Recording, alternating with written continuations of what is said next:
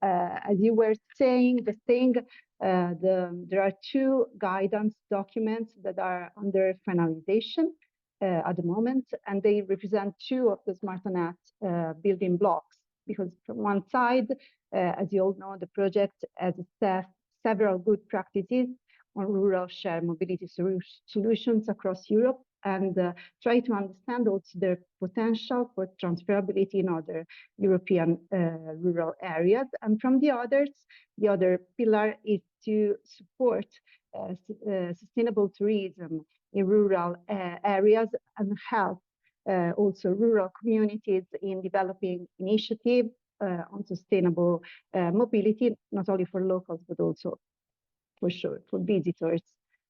And I'm focusing now on the guidance about rural shared mobility solutions. And yeah, this guidance is actually composed of two specific documents.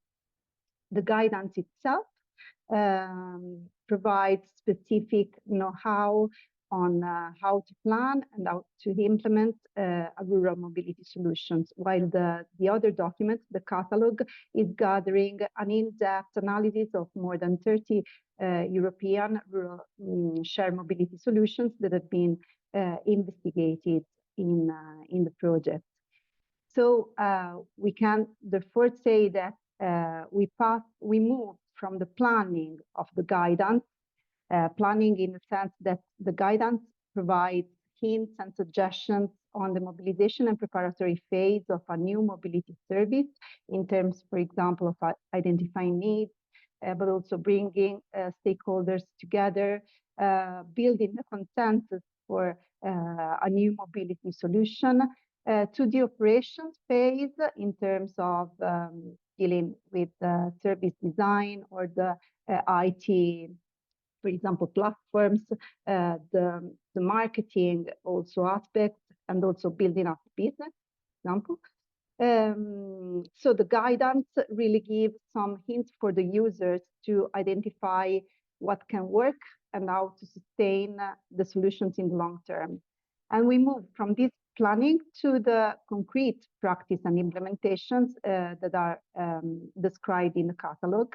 The catalog basically shares experiences, lessons learned, and also barriers and drivers, transferability considerations also from target rural mobility schemes. And as I said, there is a wide coverage of European countries and of different shared mobility solutions. But who this guide is for?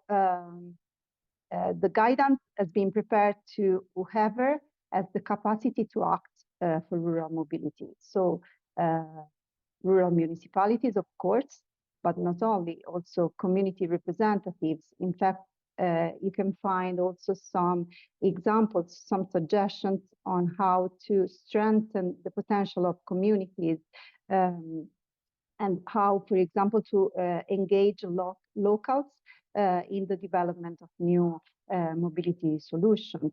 And also mobility and transport operators. It was mentioned the importance of having these services integrated with the other available public transport services. So this guide is also meant for this target group.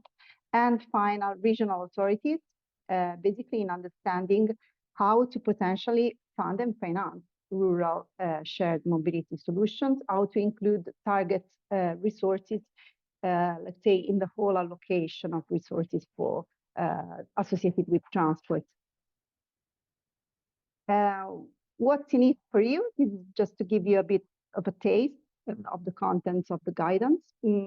So you'll find some practical guidance with good practice on how to implement, as I said before, package of mobility solutions, for example, flexible transport, ride sharing, asset sharing services.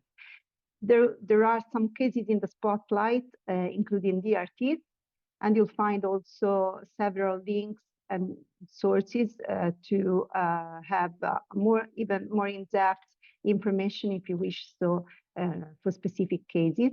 And then some suggestions on how to integrate the physical and digital dimensions toward an integrated transport offer. The catalog itself gathers 32 solutions covering 19 countries. They are clustered into 4 different types.